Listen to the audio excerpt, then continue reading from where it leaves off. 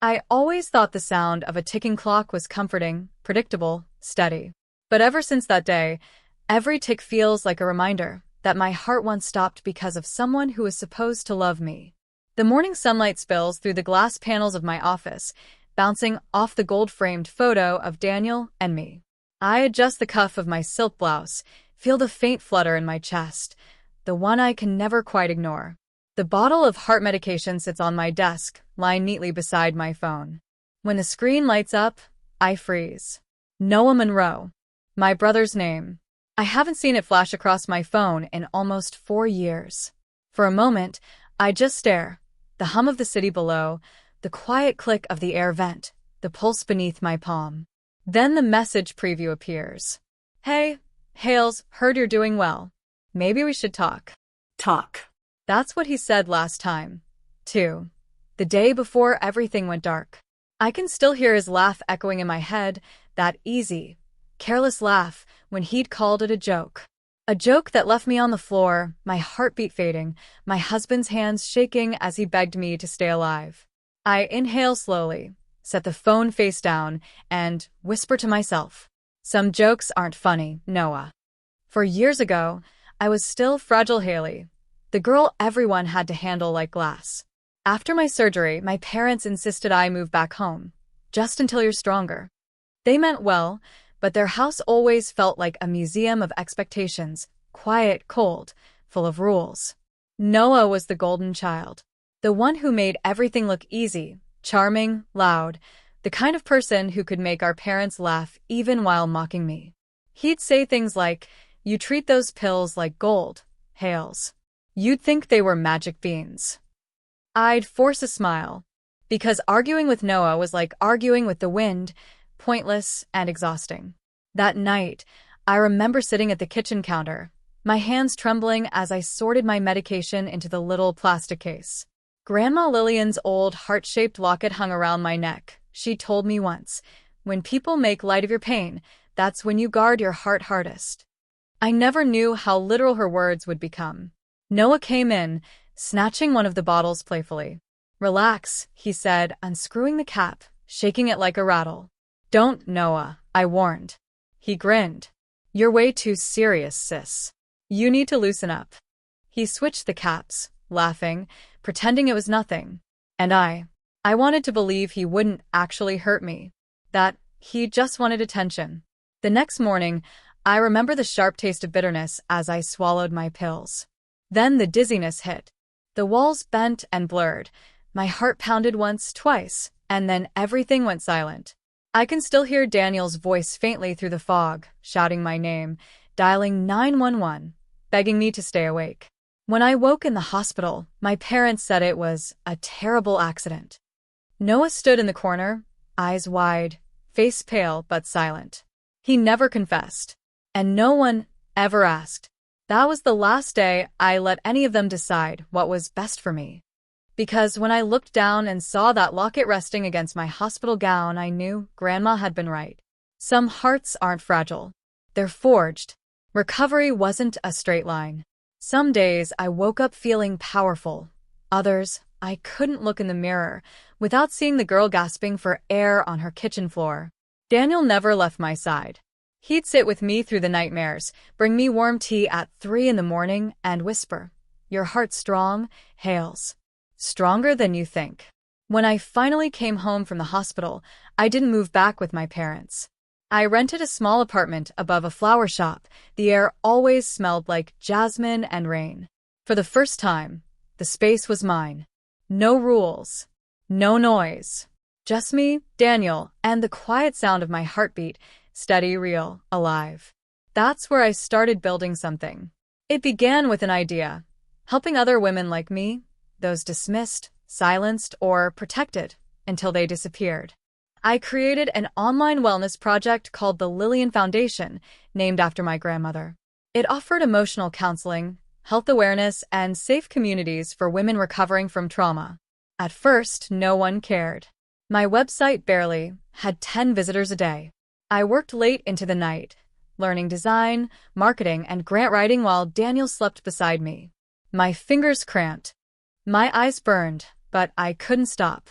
Every time doubt crept in, I'd touch the heart-shaped locket and whisper, "Guard your heart, but don't hide it." Months turned into years. The Lillian Foundation grew, quietly.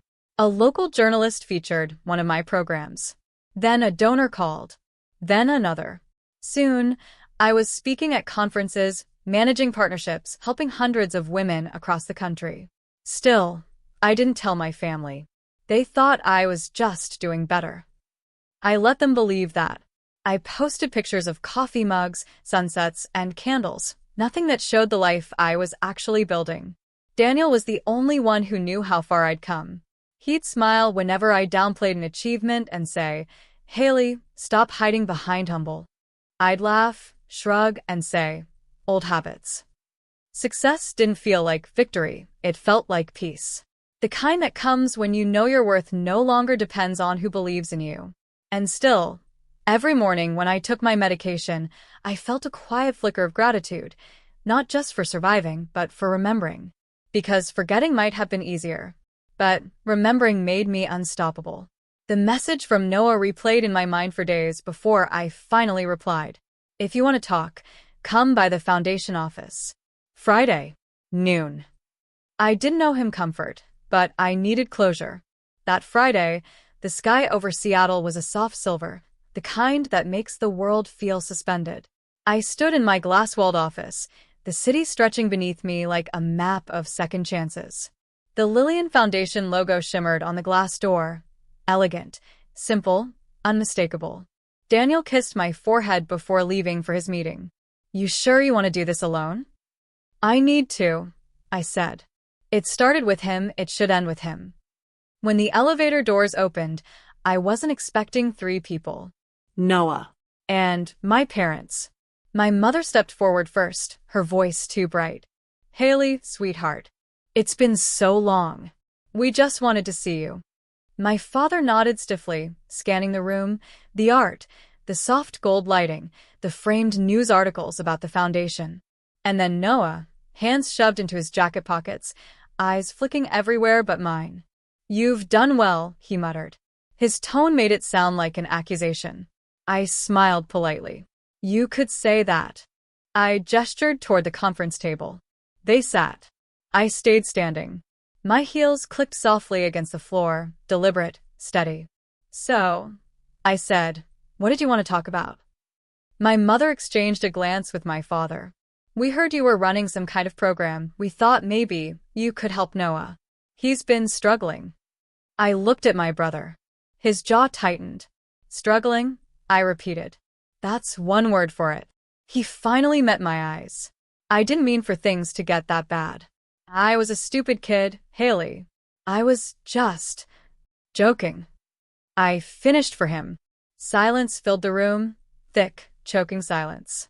I stepped closer, sliding a file onto the table. Inside, medical reports, the police notes Daniel had filed before I begged him not to press charges, the test results confirming the switch. "Do you know what I see when I look at these?" I said quietly. "Not just betrayal. Cowardice." Noah's face strained of color. I was scared," he whispered. "I thought if I admitted it, you'd lose them." I gestured toward our parents. "You already did. You just didn't notice." My mother's eyes filled with tears. "Haley, please, we didn't know." "Yes, you did," I said. "You just didn't want to believe your son could hurt someone. Not me, the fragile one." I turned, motioning toward the window, the skyline gleaming like a sea of glass. "This," I said softly, "is what your fragile daughter built while you were pretending nothing happened." Their eyes moved across the room. The gold plaques, the charity awards, the staff photos of women whose lives had been rebuilt through the Lillian Foundation. Noah swallowed hard. "You've done more than anyone expected." I smiled faintly. "That's because you all expected nothing." He flinched. Then I stepped forward, my voice steady but low. "You switched my medication as a joke, Noah. And when I collapsed, Daniel begged me to stay alive. You begged me to stay silent. I did both." His eyes glistened. "I'm sorry." "I believe you," I said. "But sorry doesn't erase a near death." I turned to my parents.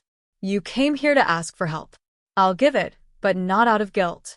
Out of choice. And on my terms.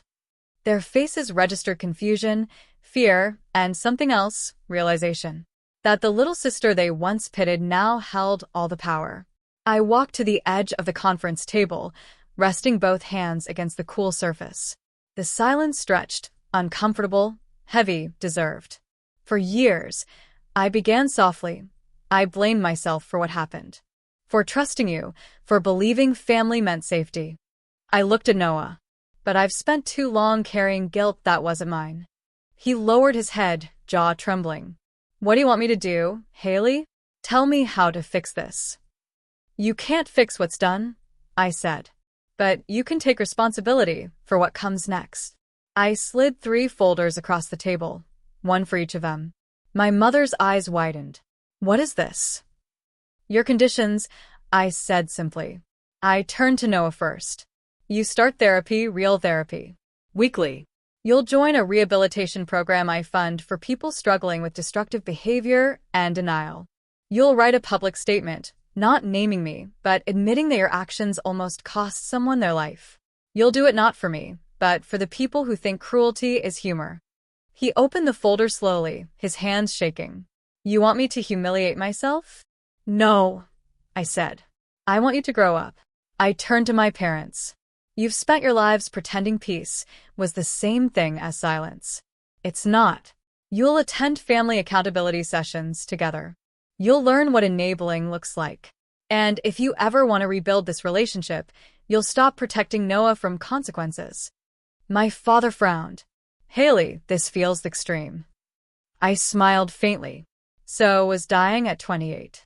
He looked away, his mouth tightening but said nothing. Then I exhaled, the last of my anger dissolving into something quieter, strength wrapped in forgiveness. I'm not cutting you out, I said. But I'm done making myself small to keep the peace. Noah looked up, tears pooling in his eyes. You're stronger than I ever thought you'd be. I know, I said gently. You made sure of it. For a moment, none of them spoke. The only sound was the faint hum of the city beyond the glass, steady, endless, alive. I reached into my desk drawer and pulled out the heart-shaped locket, the one Grandma Lillian had given me. The metal was warm from being close to my skin. I set it in the center of the table. This, I said softly, reminds me that forgiveness isn't weakness. It's choosing peace, but on my terms. I stood tall, smoothing the front of my blazer. You're free to decide what you'll do next. But if you want a place in my life again, start with the truth.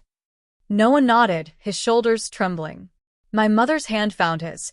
My father's eyes softened for the first time in years. I didn't need an apology anymore. I needed progress. And for the first time, it felt possible. Weeks passed after that meeting. No big reconciliations. No dramatic apologies. Just small, human steps, the kind that actually mean something. Noah started therapy. I knew because his counselor emailed me once, asking for my permission to include part of my story in a workshop about accountability. I said yes, not for him, but for the people who needed to hear it. My parents joined a local support group for families dealing with denial and guilt. The first time they attended one of our foundation's community dinners, they didn't sit at the head table. They sat among the women whose stories sounded like mine. And they listened. Daniel noticed the change before I did. One morning, he came into my office with 2 cups of coffee and said, smiling, "You've been breathing differently." I laughed. Is that your poetic way of saying I'm calmer? He kissed my forehead. No. It's my way of saying you finally let go. He was right. For years, I'd carried that moment, the collapse, the betrayal, the silence, like a shadow. But now it felt distant, like an old photograph that no longer hurt to look at. The foundation kept growing. We opened a new center for cardiac health awareness, a program dedicated to early recovery for women with heart conditions. When they asked what to name it, I didn't hesitate. The Lillian Heart Center. At the ribbon-cutting ceremony, I wore Grandma's locket. The sky above shimmered with the same soft silver light as that day 4 years ago. As I gave my speech, I saw Noah standing in the crowd beside our parents. He looked different, thinner, quieter, humbled. When our eyes met, he didn't smile or wave. He just nodded, slowly, respectfully. And for the first time in a long time, I nodded back. When the applause faded, I touched the locket at my throat and let the words I'd been holding finally surface, words I knew would close this chapter once and for all. Voice lowers, warm and final. My brother once switched my heart medication as a joke. When I collapsed, my husband begged me to stay alive. I did, but not just for them. I did it for the woman I was meant to become. Some hearts break. Mine learned how to beat louder.